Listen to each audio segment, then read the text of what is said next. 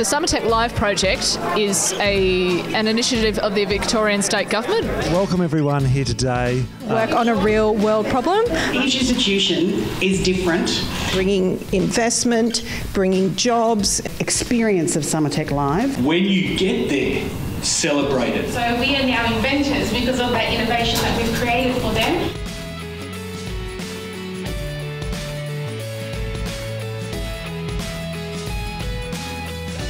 Also, I'd like to thank all of our education and business partners. So we have 5 universities and 1 TAFE that have participated in the program this year, and 31 students.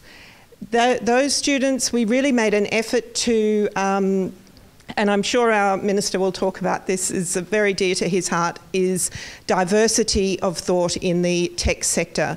So the composition of students that have participated this year includes both male and female, so we're looking for gender diversity and ethnic diversity. So we've got our international students participating so that we really can get that diversity of thought into our projects. Now, SummerTech Live is an interesting and I think unique program in trying to build relations between SMEs and our education institutions, and also about stimulating improved student outcomes. So all of you students in the room, I hope you have enjoyed the opportunity to really understand the work environment and to build that work readiness for yourself so that you can improve your employment outcomes ultimately. So this program was trialled, and I just want to use this opportunity to recognise the conceivers, if you like, and implementers of the original trial program. And that is Leon Sterling from Swinburne, Anthony Tang here in the front, Chris Leckie from Melbourne University. These guys were intimately involved in creating the first trial that was really very, very successful, as we're hoping this one will be as well. And for this one, oh yes, okay, thank you.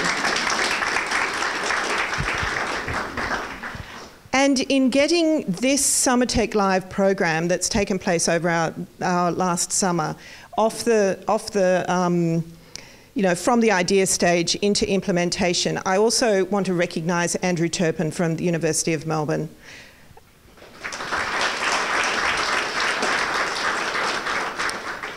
Everyone thought this was going to be an absolutely brilliant idea, but Andrew was the one that sort of turned up and said, absolutely, let's make it happen. I've got these students that are desperate to go. So in a very short time frame, we were able to turn it around and, as I said, get 5 universities and 1 TAFE on board. So that's been absolutely fantastic. So now it's my great pleasure, as I said, we are hosted here today by REA Group.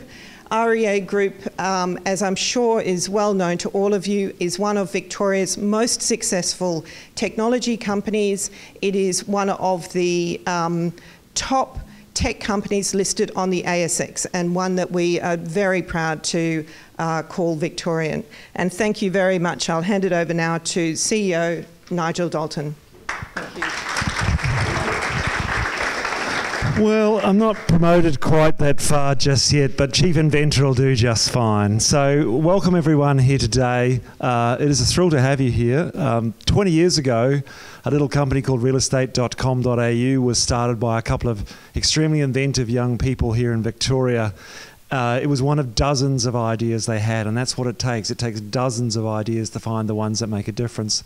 That little idea employs over 1,500 people globally now. It's an $8 billion business listed on the stock exchange. So it's happened over 20 years and an enormous amount of hard work, but it all started with an idea, and that's what we celebrate at our place. We actually don't talk about innovation so much. We talk a lot about invention. And invention is something that people do as kids really easily, as young people. We lose it as we get a little older. It's the simple act of combining things, and having fun with that and testing and learning. It's the spirit of this company. I know some of you got to try out a couple of our inventions out there, which relate to virtual reality and looking at property in completely new ways. So that's what we celebrate. So we're really excited to have, I think, the biggest booster for invention and innovation in the country here with us, with Philip. That's fantastic. It's lovely to have you here. And it's really your day. So good luck to everyone today. This room hosts our quarterly, we call them REA or hackathons. It's seen many a competitive pitch in this room over time and a lot of surprises. So I know you've all worked very hard. Thank you very much for coming. Our doors are always open for, want to drop by and visit and see what we do. We're part of a movement here that I think is going to become a real part of Melbourne's success. We've coined the term digital Richmond, and it's about getting together all of the people in this community here, businesses. We lack an educational institution. We could do with one. We certainly make room for that. The many startups and agencies, local government and government. We think innovation happens like Silicon Valley. They're ecosystems of all kinds of people, really diverse ideas and diverse people coming together. So I hope every year you might come back and visit us and see Digital Richmond and Digital Cremorne with its co-working spaces and its childcare and the whole ecosystem all the way up to successful global businesses flourishing. And so I'm super excited to have on the premises for the first time. Hope to have him back again soon to open our soon-to-be-opened REA Labs facility, which is purely devoted to invention around real estate. But today, a special thing, because celebrating this program, I know he's been a super passionate sponsor and supporter of. It takes that to make these things flourish. And I'm imagining he's worked very hard to make that happen. And welcome aboard, Minister.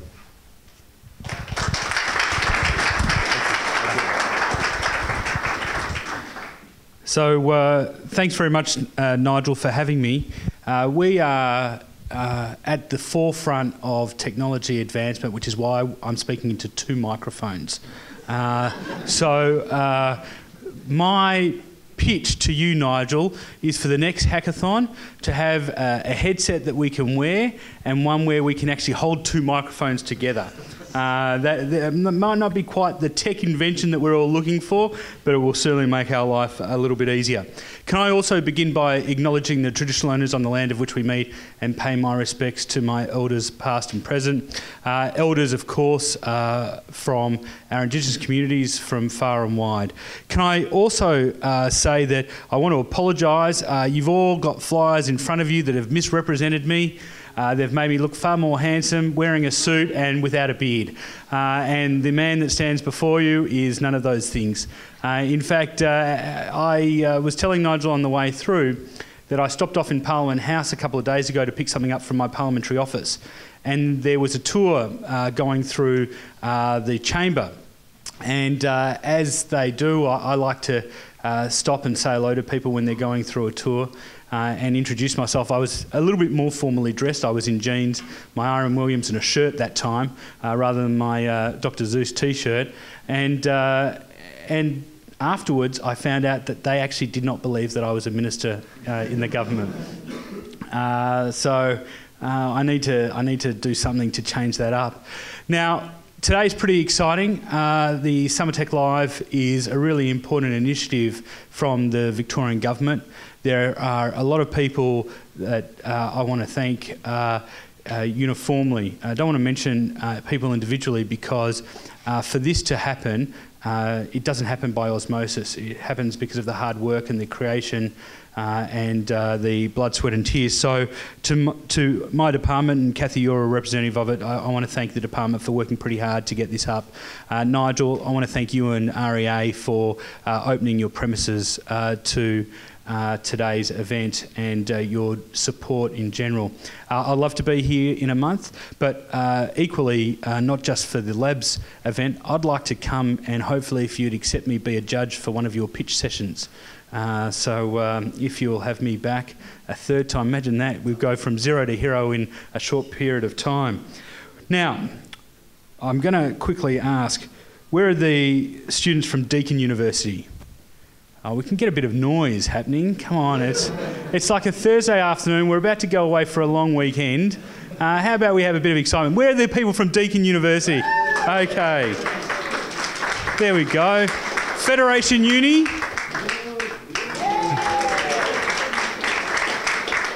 I expect this to be a bit like when we do the Mexican wave at the G. By the time we get around full circle, everyone will be involved. RMIT.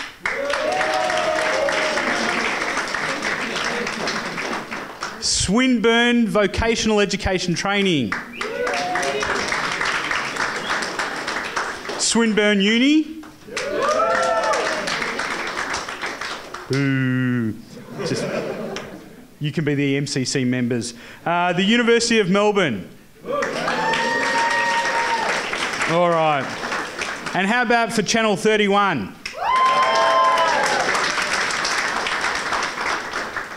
Now, I know that we're having some fun. It is a Thursday afternoon and it's important to celebrate. And I'll get back to that point of celebration first, because of all the things that I could say to you today, the one thing for the kids, the students in the room that I want to leave you with more than anything is there are two things that government can do more than anything else to support innovation, invention, the creation of industry and jobs and sector growth.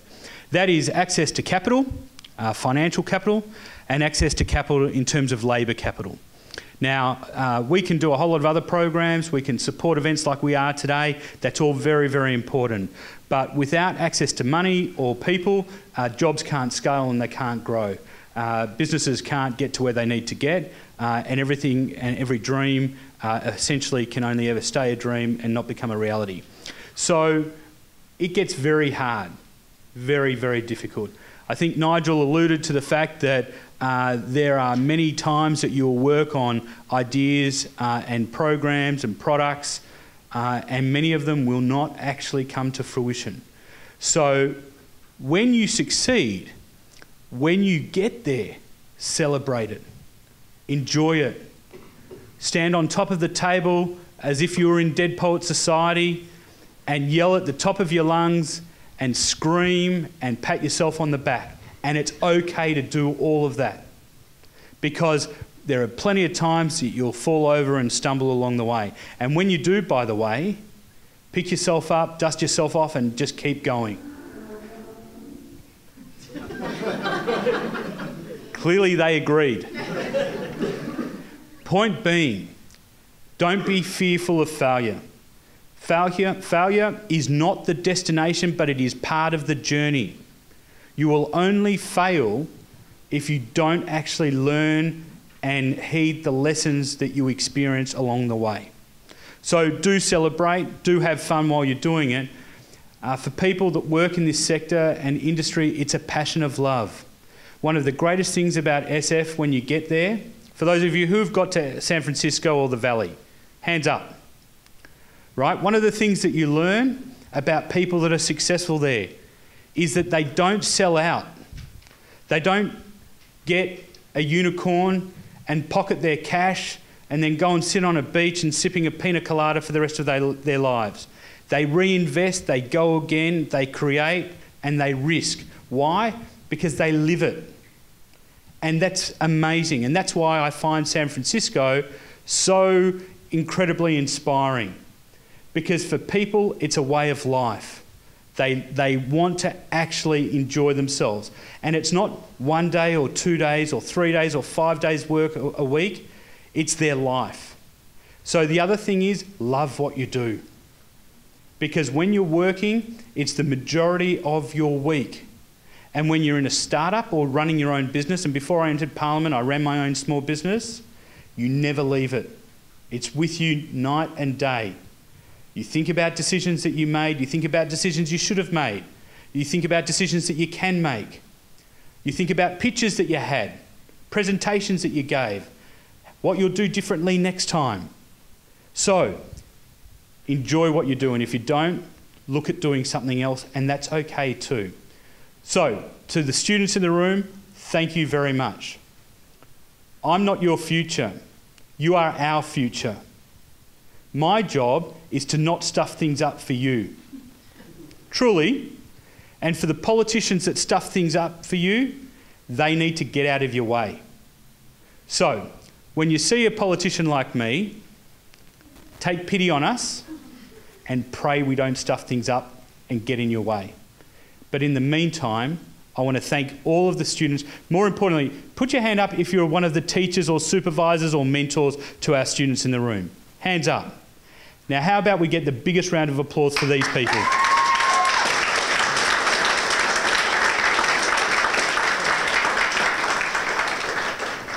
Because no one gets anywhere without a little bit of help.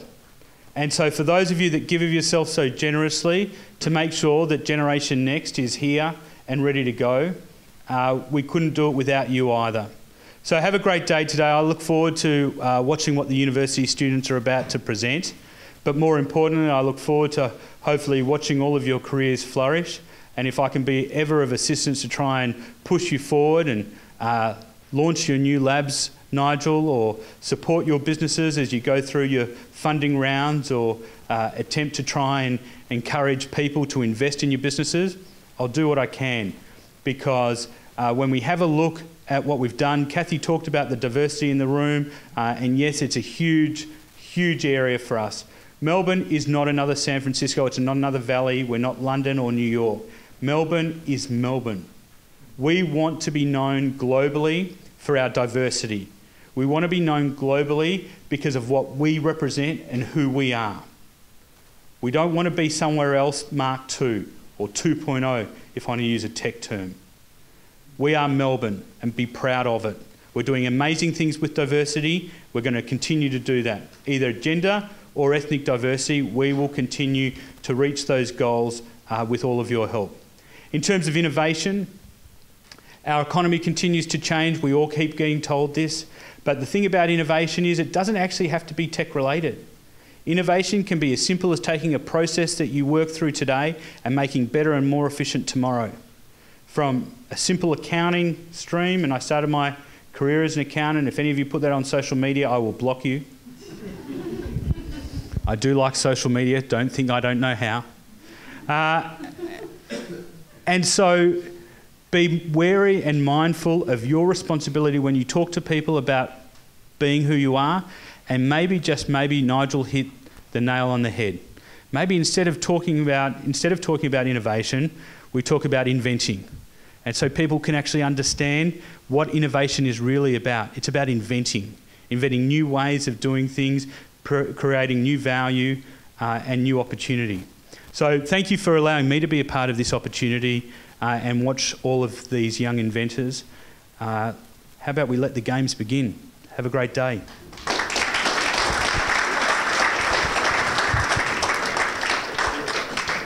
Thank you very much, Minister. And I'm sure you can all see that Minister Dalidakis is a passionate supporter of Melbourne and the tech ecosystem here. And I would encourage you all to, he said he's a fan of social media.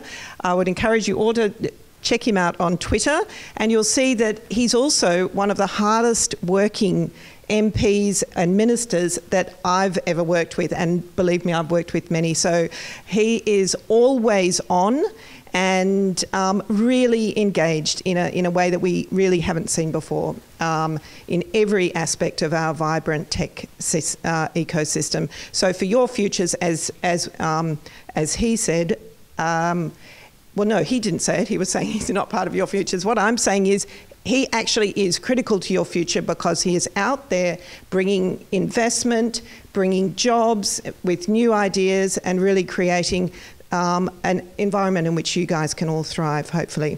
Also, he supported this program. Without his support, these things don't happen. So thank you very much, Minister. It's greatly appreciated. So now we're really going to get to the nitty-gritty of today, which is to hear the exciting projects that you've all been undertaking. And I'm going to invite our project manager, Kelly Hutchinson, to talk us through the logistics of what's happening. Thanks very much, Kathy and Minister, and Nigel for having us here. So you can see we've been making these comments. Now, some of you who've got a little yellow sticker know that you're speaking. This is the channel. Remember, engineers, you have two channels here. One is the PA, and this one goes to so we can hear you later. So that's the actual important one for the video. So that's my little tech talk. We're going to run through in alphabetical order. And I really did like the fact you've actually pretty much sat in alphabetical order. It's been very organised. And we're going to hear from each institution, and each institution is different. Every project they did was different, and so how they're going to approach this is different, which is what I love about this. We talk about diversity, we talk about the fact that we do things differently. So we have teams which might have the business, it might have the academic, and it might have the student, or it might have just one of those representatives. So we left it open for people to share their experience of what was the challenge that was put out to them, how did they approach it, and then what did they get out of the experience. Now they can answer that any way they want. And thank you very much to the students who stepped up. Thank you to the students who had a presentation and then I told them they couldn't use a presentation, including one of our businesses, for actually adapting. And that's actually what this is about, because we mentioned before that there's a whole lot of activities that happen in industry where you are told to stand up and talk and pitch your idea and your experience. And that is a really important soft skill we talk about, but this is what we mean by that. So I welcome the first team to come up and pitch their experience of SummerTech Live. We are tweeting if you can find a hashtag STL, because that was just quickest. And we're going to have Deakin Uni, who I will give a little bit of a special mention that they're actually wearing a uniform.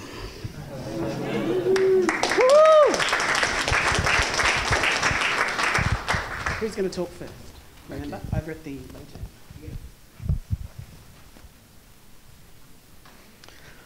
Hi everyone, so my name's Michael Mortimer, I'm from Deakin University obviously, I'm a PhD student there, and firstly I'd like to thank Deakin University, in particular the School of Engineering, Denali and the Graduate Employment Division, Victorian Government, and also our industry partner SEW Eurodrive. We were basically tasked with creating a 360 video experience, and SummerTech Live was a great event for me to work with some really talented students. We created 360 video experience in order to capture examples of potential candidates applying for jobs. So the ability was to basically allow students to be fully immersed, as you can see with the virtual reality headsets in the other room, and to be able to experience an interview. We chose 3 different candidates from obviously poor, medium and high quality candidates, and we also allowed, after the interview examples, the review team to be able to recorded the review team assessing each candidate. So the review team then went through about what they liked and disliked about the behaviour and answering the questions. So what I'll do is I'll pass over to Gokul, who will explain a bit more about how we captured that experience.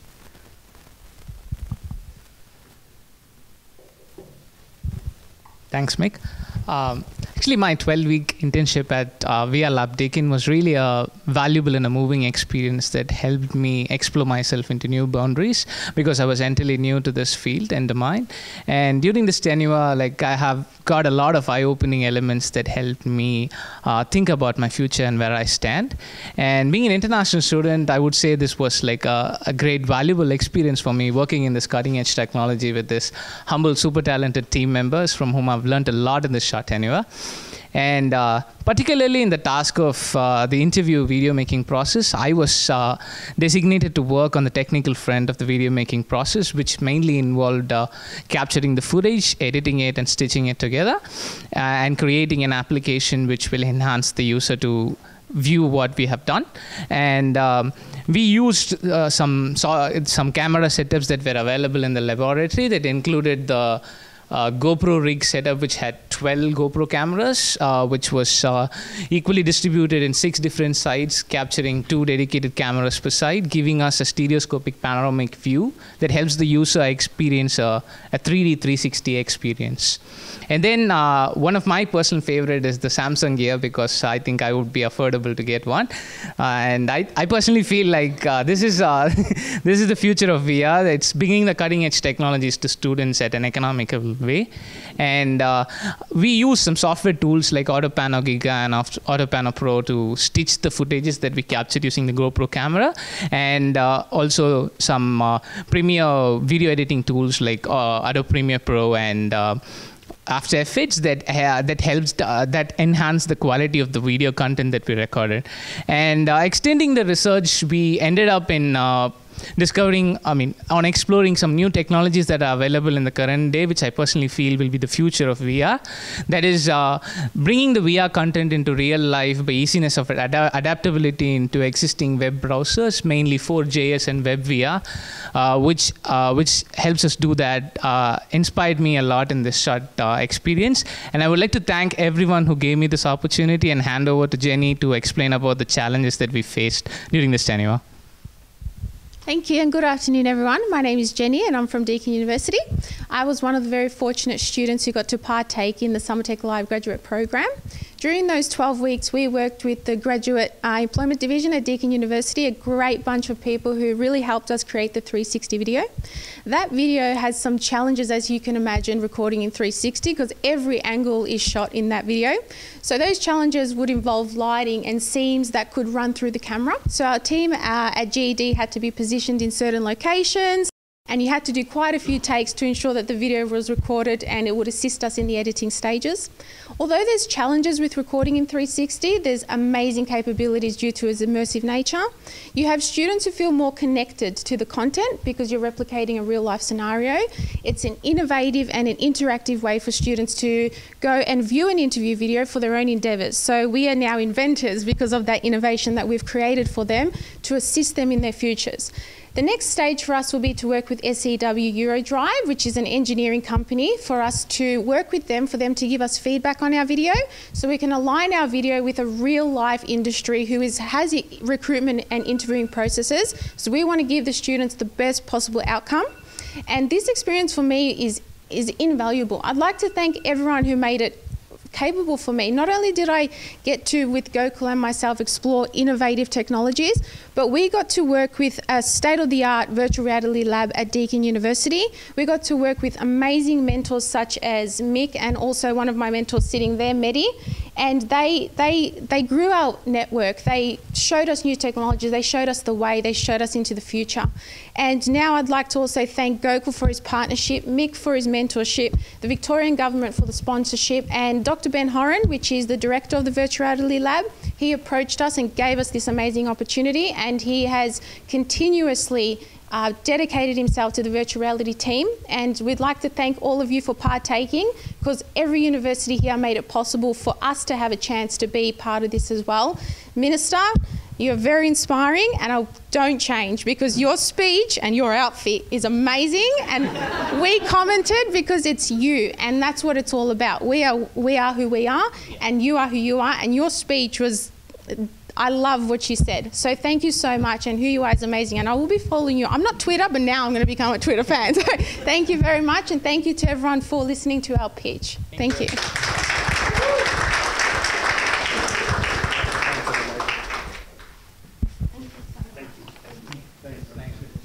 Wow, that's a pretty good tone for the session today. So we'll get straight into it, and please welcome the people who've travelled. I can't tell who travelled far. Is Geelong or Ballarat further? Ballarat is further. Okay, well, these guys from Federation University, welcome. Thank you. I'm Andrew Straneri from Federation University in Ballarat. Ballarat is further than Geelong, but you get there, you almost get there quicker, and it's a nicer place to live. A lot of things have happened over the last few months, and SummerTech Live was one of the most interesting and exciting things, and we feel like we've been on a bit of a wave. It wasn't exactly the wave I probably expected to be on last summer, but it was certainly a great wave, and this project was in conjunction with a spin-out company, Anidra Tech Ventures. Venki will talk about that. It's about remote patient monitoring, and we had a great time with Ram and Tina over summer. Challenging time, but a great time. I'll pass over to Venki. I'd like to apologise. I'm not Grant Meredith. He couldn't make it here today, and I'd just like to thank you for organising such a great thing, and for the Minister for funding it, and at our end for Helen Wade, did a lot of work at our end that I'd really like to acknowledge. Thank you, Andrew. Hello everyone, and I'm Venki Balasubramanian. I'm the founder of REA Tech Ventures, and I'm also an academic in Fed Uni. It's basically, we are health informatics researchers, and we really spin out the company last year, and we are trying to develop a remote patient monitoring system.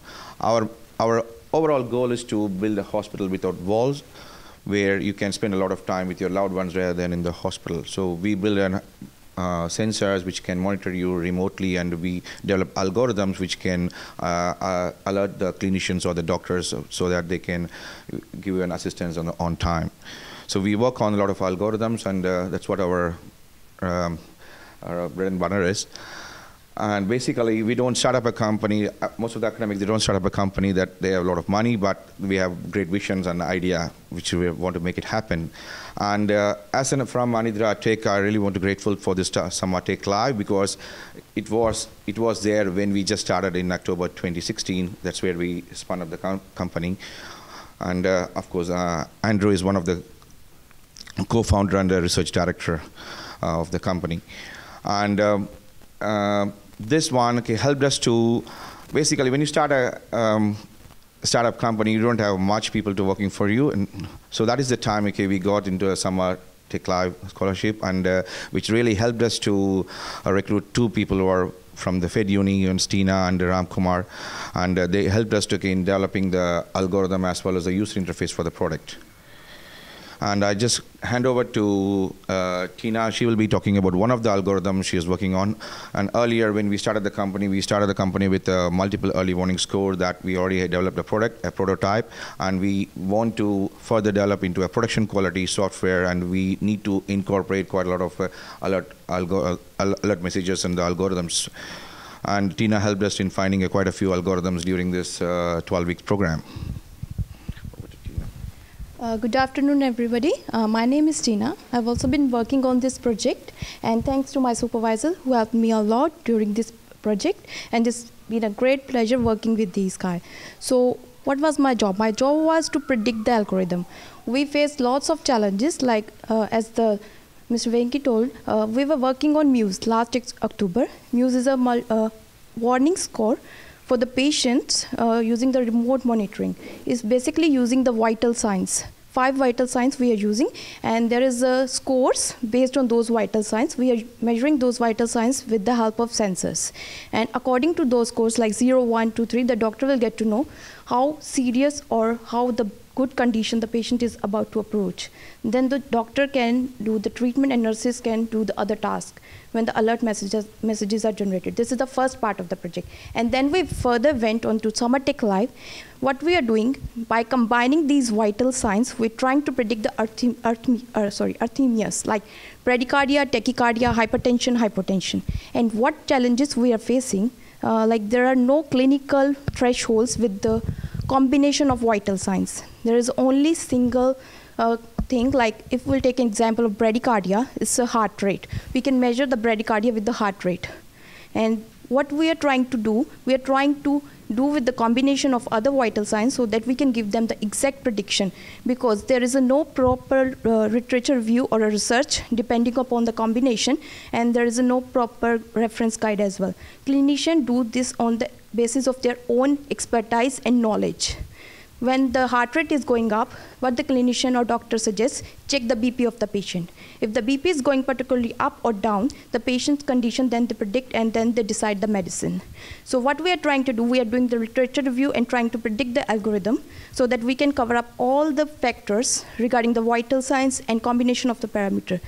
That will help the doctor to predict the condition of the patient more efficiently and more effectively, so that they can treat the patient very well, even before the generating the early warnings. Because sometimes we need to wait for the other test or some things, but we can predict this easily using the vital sign parameters.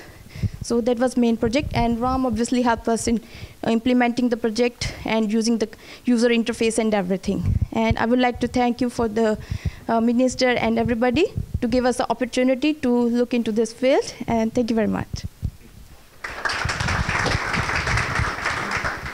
I also thank want to thank the Minister for the opportunity that he gave us, actually. So I just joined the team just like 2 months ago. So I'm just pretty much new into the Summer Live program. And I'm just working on the user interface side, which is actually the web development. So far I got inputs from whatever Tina is giving. And so what I'm developing is just the web pages. So thanks once again for Venki and Andrew for the opportunity. Okay, thank you very much. I'd just also like to thank Umar Khan, our lead developer, who's also done a great job with the students, and thank you very much. We met in India. We met in India, the IEEE conference. Oh, of course we did. It is a small world. I've just said I met him in India last year at the IEEE conference. Gosh, that's what happens when you work in these circles. You can leave the country and find somebody who lives 200 kilometres or 100 kilometres away. So thank you so much. I mean, you just think about the importance of the type of development that's happening here, and it's going to save lives and actually make our lives better in living. So RMIT University would like to come up now, please. RMIT.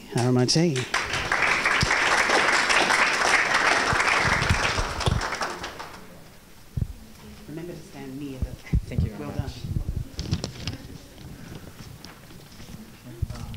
Done.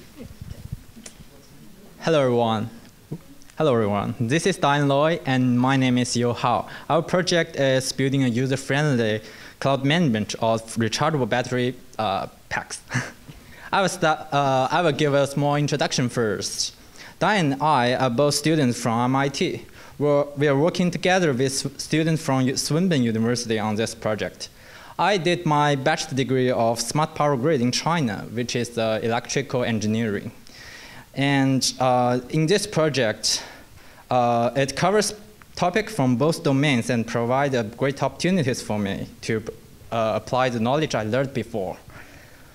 I have also gained a deeper understanding of rechargeable battery during the researching process. As you said before, I'm Diane, and I'm studying a Bachelor of Software Engineering at RMIT. I've always been interested in web development. I actually started off in music. RMIT has given me a great opportunity here. But basically, so I jumped at this opportunity when Finling, our supervisor, approached me with it, and basically to extend the skills I've learnt in my studies as well as learn something new.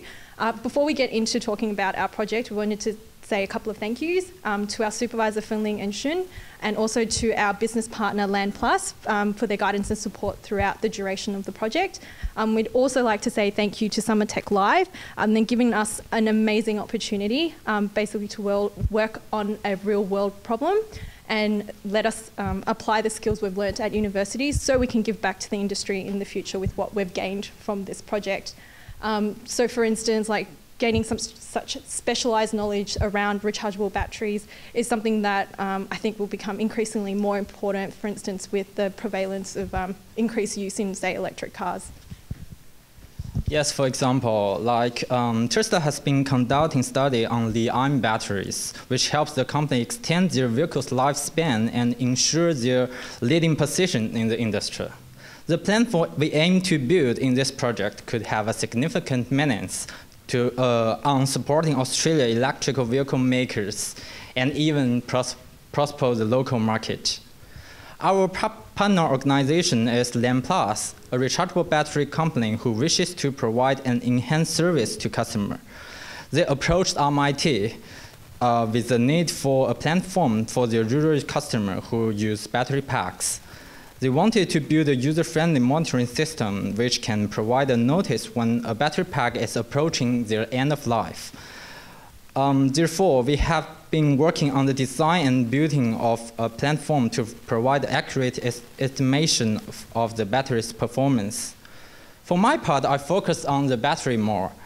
Measuring rechargeable battery performance can be challenging because there are various types of information need to be collected. And the way of estimating this data may differ according to the context. I have been focusing on 3 major indicators: the state of health, state of charge, and battery safety. As mentioned earlier, state of charge and state of health, the microphone, The state of health and state of charge are very important, and I found that information from literature may be not enough. So I went on to read a few of Tesla's patents, which proved to be quite useful. Sometimes I even discuss with my classmates from electrical engineering on specialized knowledge. So as Yu's part was designing the database and working on the electrical engineering side of things, my part of the project was to work on the user interface of the platform. So this involved building an accessible website which had information about rechargeable batteries, as well as a user portal and dashboard which provided and displayed information collected from the sensors attached to batteries. Throughout the project, we both came across quite a fair bit, like a couple of challenges. I'll talk about two that I learnt the most from, and you will talk about two that was most relevant to him. So the first one, I guess, was basically being able to work in an iterative process to meet business requirements and also deadlines. This was partly challenging because it did it was a new process for me, as well as relying on self-discipline. But in the end, it taught me a great lesson that any challenge or any problem can be solved if you just break it down and approach it a little bit at a time. The second challenge that I learnt the most from was basically learning to choose tools suitable for the project. Now, this was something I had never thought about before.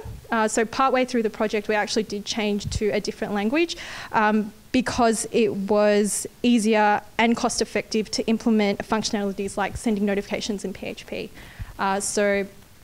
Those were the two challenges that I faced. You will talk about two that he did face. Yes, for my part, I feel like that understanding a new topic is really hard for me. Although my bachelor degree was related to electrical engineering, rechargeable battery is a relatively new topic for me. We need to start from zero and read some basic books. Also, doing research in Australia is a new experience for us, international students. For me, since it's only my second year in Australia, I'm still trying to overcome language barrier. My reading speed is also a challenge when reading all the academic literature. The study mode in Australia is also different from that in China. I found that most of the time I have to do all the work by myself. Luckily, my supervisor Feng Lin gave a lot of help to me. Yeah. And I have gained academic and research skills from this project. That is the end of our presentation. Thank you very much. Thank you. Okay. Sorry. Yay. Thank you. I'm trying to tweet all of you. That's great, and I love the honesty of what you learn, because that is actually what we all want to hear. And that, you know, I'm 47 doing a PhD and I'm still doing the same painful process you all are. So I'd love to invite Swinburne to come up, the team from the design school, and looking at the two projects they did with the community groups. So that's the VAT, the PAVE, you call them PAVE in your team. Okay, stand up, people, stand up.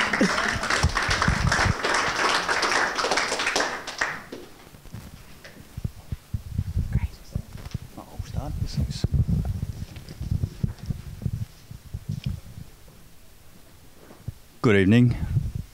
I'm James Hellinan. I'm not going to say much, but to introduce the students, because it is their project. We were only here to help. We had two projects. We had the Australian Furniture Association, which we had Liz and George, and they worked on the analysis and feasibility of their needs. And we had the Eastern Access Community Health feasibility study, where we had Trent and Karen. And I'm going to hand over straight away because it's all about you. Thank you, James. Sorry. Oh, are you right? Yep. Thank you. Can everyone hear me? Oh. So I would just like to introduce our project, because as you can see, there were two here. I and George here, we both worked on the project for the Australian Furniture Association, and what we had to do for that project, we were required to analyse the business information systems for the Australian Furniture Association. To give you a little bit of background, the Australian Furniture Association basically deals with everybody within the Australian furniture industry. So, they often run a lot of events. The members themselves can also attend international events. They provide a lot of services for their members. So they're actually a really important part, I guess, of like the Australian economy, one would say, for what they're able to achieve for their members. Consequently, we were really honoured to assist them with their systems and that sort of thing, with what they're able to achieve. And I would like to pass over to George now, who can tell us a little bit more about the details of what we faced. Thank you, Liz. So as Liz mentioned, I'm George, and part of the project was that we were required to analyse the systems, predominantly the CRM system that the Australian Furniture Association was using at the time. Now, through this process, we were given the experience to conduct client meetings where we gathered information. From this, we had to move on to analysing and testing the systems that they had at hand and understanding the systems as best as we possibly could in order to assist in providing a feasible recommendation as the final solution. Now, some of the challenges that we faced throughout this timeline of the project was that there was a transition between university life and the real-world projects, which was a major difference for us. Although we were able to use a lot of the skills from our university studies in the project, we did recognise that there was a great difference in the professional environment compared to the university life that we were used to.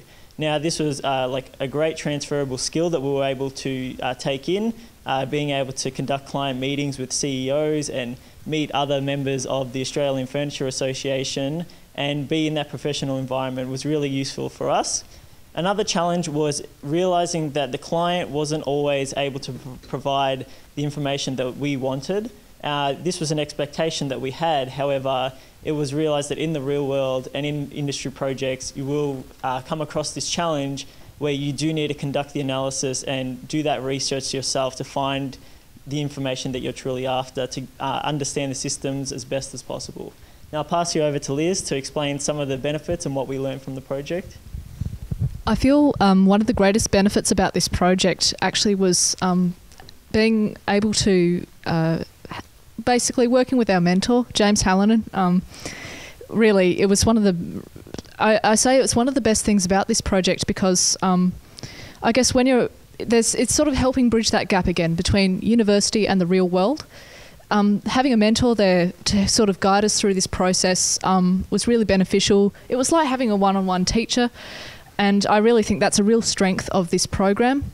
And I know we would certainly hope to see this program run in the future. We think it's a fantastic thing. We've had a fantastic experience. I would like to thank everybody involved.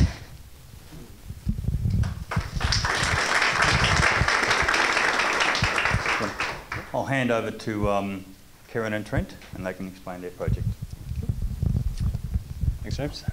So we worked with each Disability and Community Services. They're a not-for-profit organisation that deal with services such as headspace and domestic violence support, and also disability and other community services. They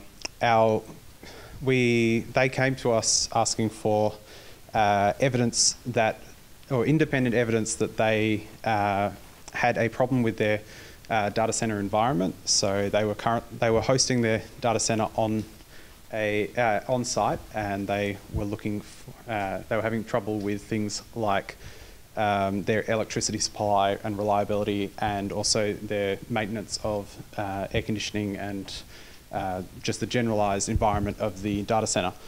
They were looking for evidence to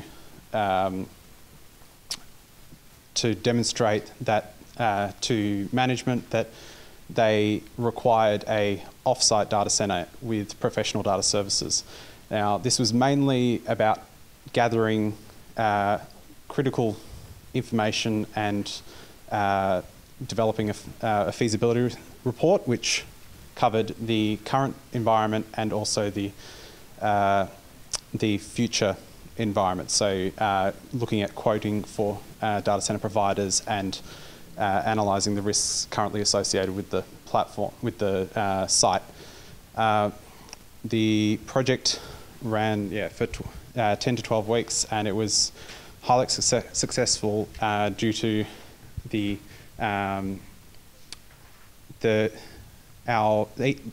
management of each thoroughly endorsed the project. They saw it as an essential part of their future planning, and as being a non-profit organisation, they don't have a lot of control over their spending and over their income, and this was a way to validate their concerns that they had a problem inside their network that they could fix with some form of government funding or through private donations. So they saw it as a very important part of their future planning, especially as they transitioned to the NDIS, which was a critical change in the funding system.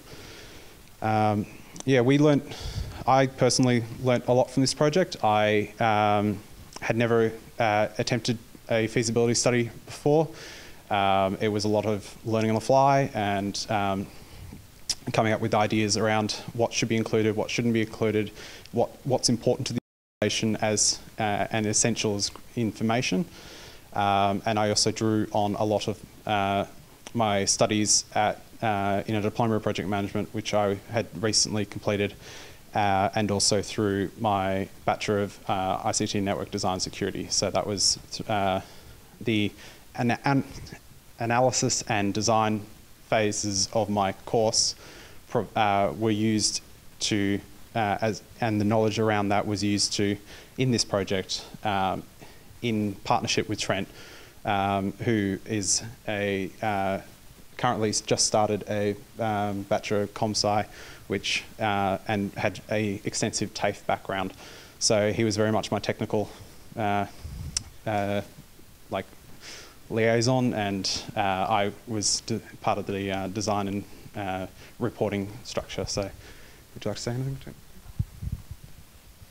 So the project was fairly successful. The main challenges we faced with it were mostly through the nature of business. So it was a lot of bureaucracy going throughout each department. And and it was interesting because generally they don't teach that in schools. They don't teach the inefficiency of the system, only the benefits. Yeah. So seeing firsthand of how the reality of the life is was useful for the project, and how IT in general helps mitigate a lot of that. Not enough, but enough. And overall it was fairly successful. I like this bit.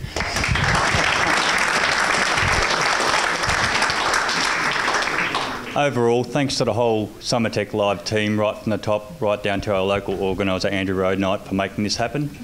Without the organisers behind it, the kids can't do their job. Thanks very much. Been a security person all my life. I'm on my fourth startup. Fail, success, fail. Hopefully this one's going to be a success. You learn a lot. You do pick yourself up. Thank you, Minister. You exactly do. Two messages to come from me. One is about relationships and it's about knowledge. And as Kelly said, I was part of this program 3 years ago. And during part of that program, I had some wonderful students, and we built some experimental technology, and it was overall a great experience. But during that process, I met another little company called Ozedi, and it turns out now we're doing a joint partnership and going after a very big market in digital business in Australia. And it wouldn't have been, if it wouldn't have been for that project, and it hadn't been for Swinburne University actually getting the groups together and actually matching us up. Thank you, Anthony. He said, Rick, we want to speak to David here. You two people, I think, match very well. And what do you know? We did. So when this project came about, I jumped on board and said, you know what, this is going to be great. So let's give you a bit of a perspective. As I said, it's about relationships and it's about knowledge.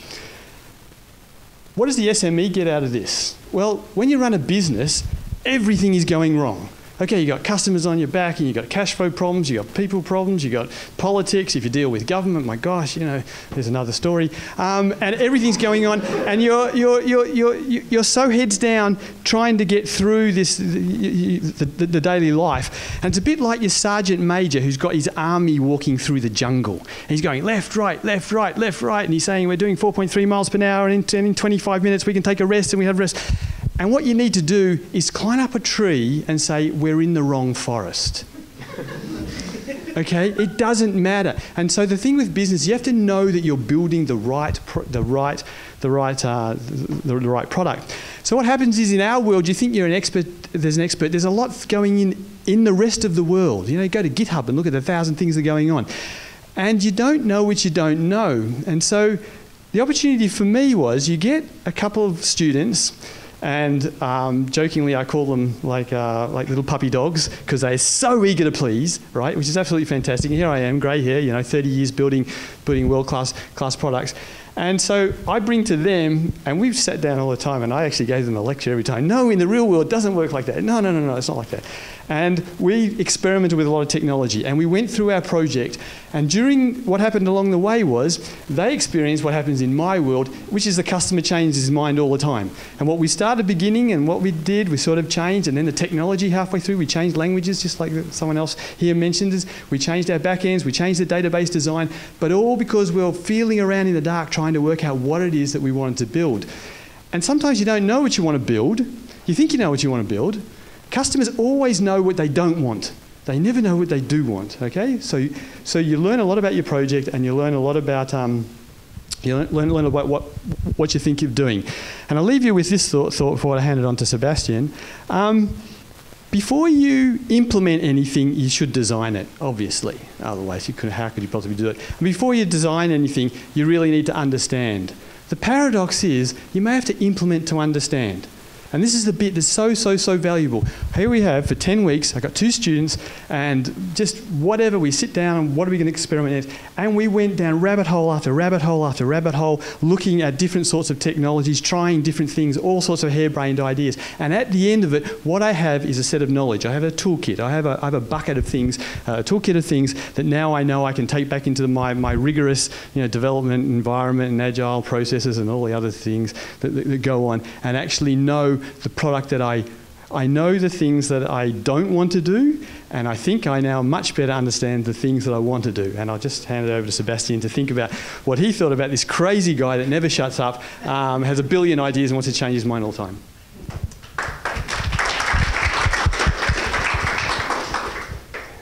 Thanks, Rick. Good evening, everyone. My name is Sebastian. I'm my final semester of a master's degree in network systems and telecommunications at Swinburne.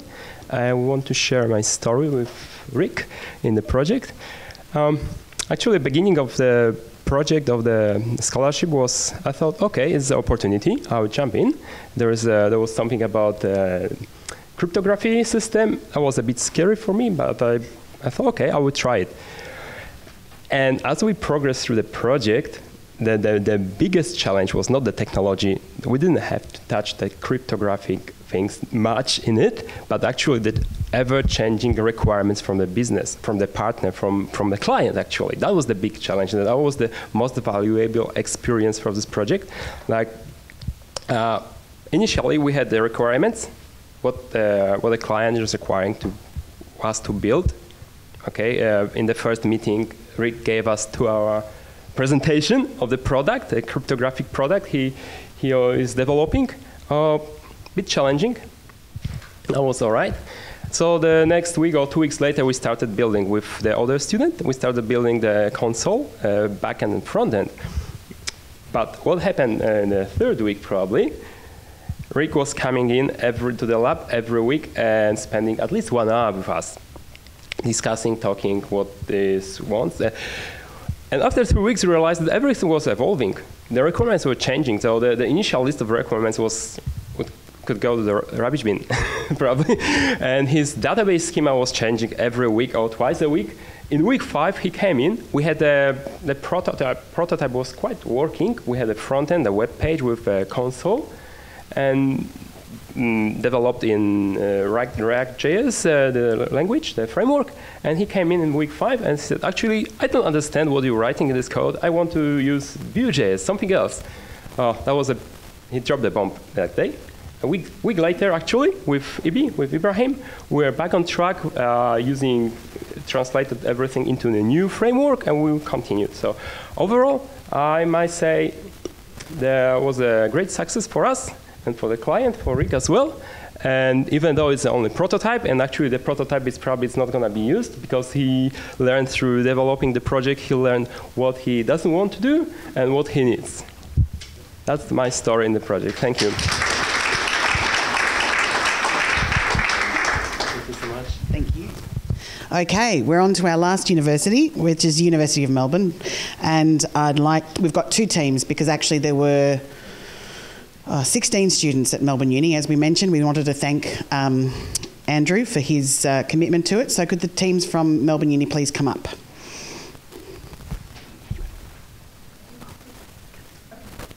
Come on, Matilda.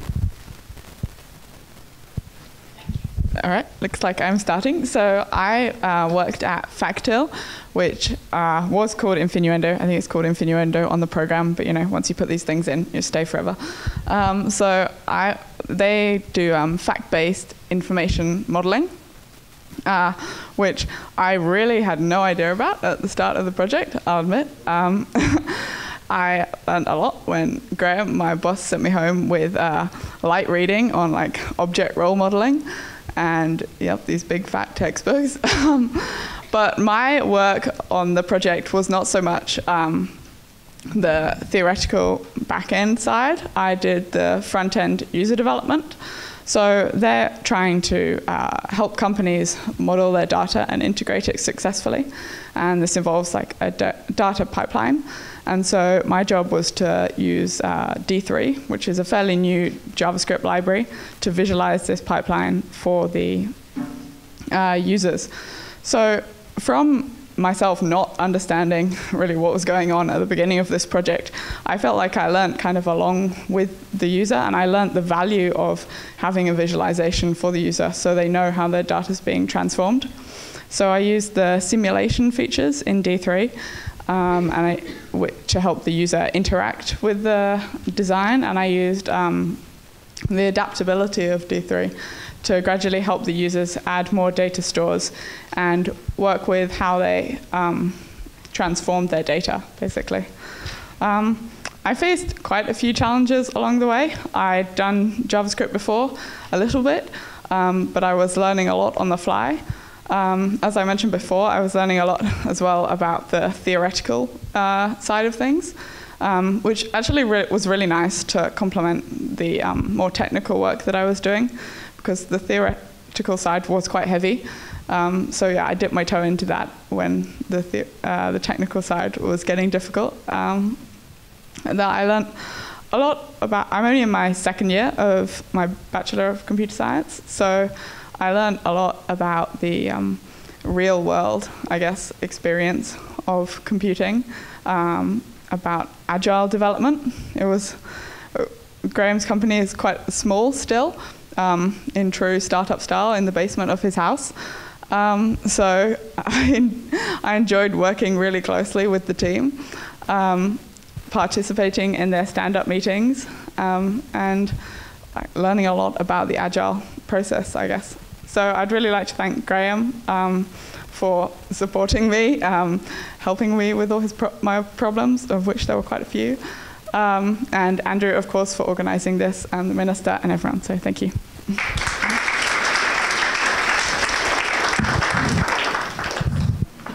We've got one last team, and then we can do one. Yeah. So we're going to do your team coming up. And then what we're going to do is, because the Minister does have to leave, is that I'll ask all participants to come up at the front. I mean, pretty much half the room will be empty then, and we'll just take one photo, and then he'll dash. Thanks a lot for that. Good afternoon, everyone. We are really honored to be here to talk about our chance to be a Summer Live student at Curve tomorrow. We'd like to thank Marta to supervise us recently, even though sometimes it's very stressful when I have to report to her every week. But then, yeah, finally, it's already done, and I'm really thankful for your help. I really thanks for the sponsorship of Victoria State Government to make it possible for we to be there.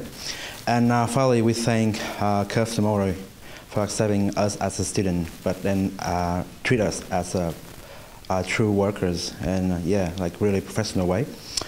Okay, let's get started. First of all, I wanted to talk a bit about my company, which is Curve Tomorrow. They founded in 2009 and have their base in Melbourne City and inside of the Royal Insurance Hospital. Their goals is to make applications that benefit life, that make a difference, and actually benefit billions lives of people throughout the world. So when I accepted to work at this company, I feel like, okay, finally my study, my knowledge have some practical way to use in this world, to change people's lives, to actually helping them. And I've never thinking that like that, because like, you know, throughout years of studying, I just said, okay, after graduate, I got some job and I got money and that's it. But then like seeing your work, your study actually helping people is actually game changing for me.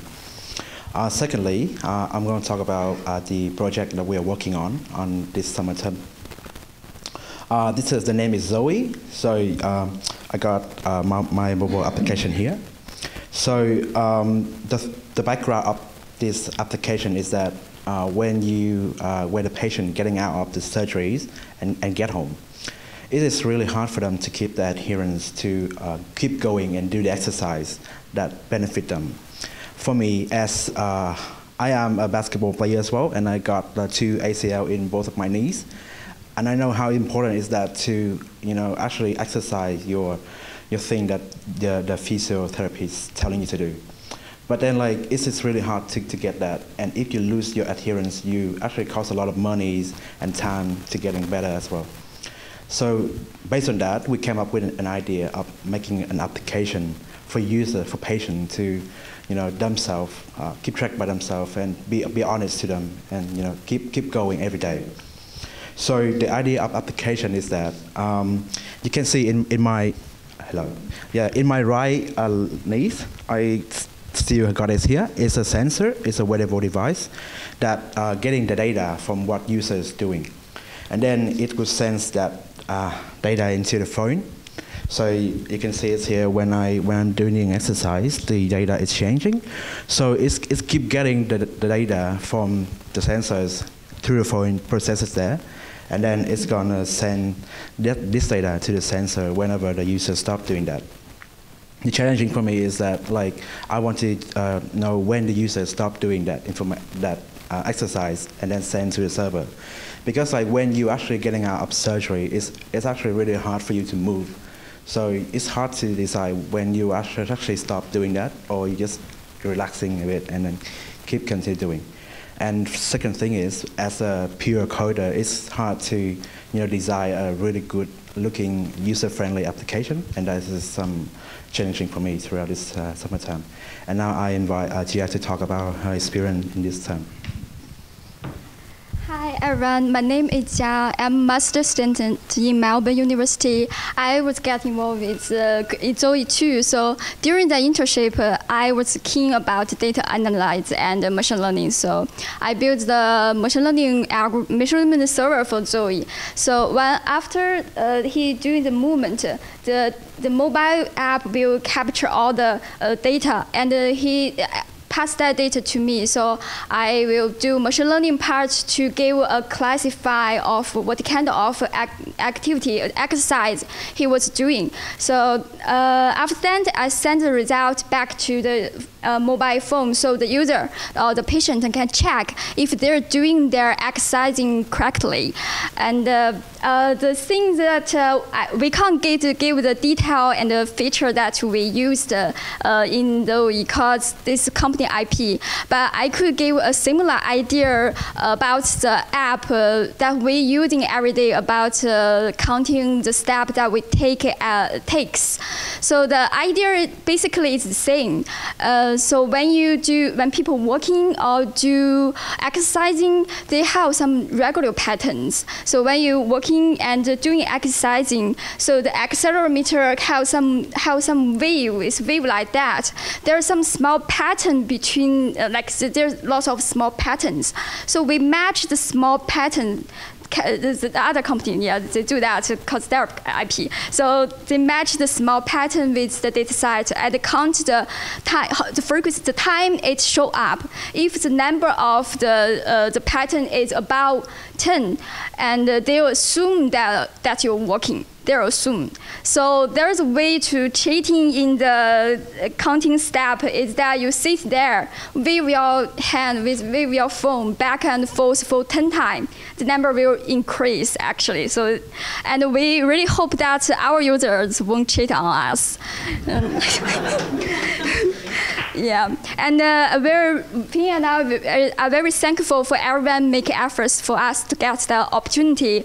We're international students, we're new to this land, and now we're on TV, yeah.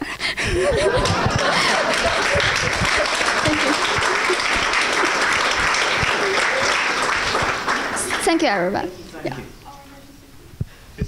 Great. Okay, well, you stay here, because we're going to take a quick photo. Run away. All the students, could you all come up, please? And you. Yeah, that's okay.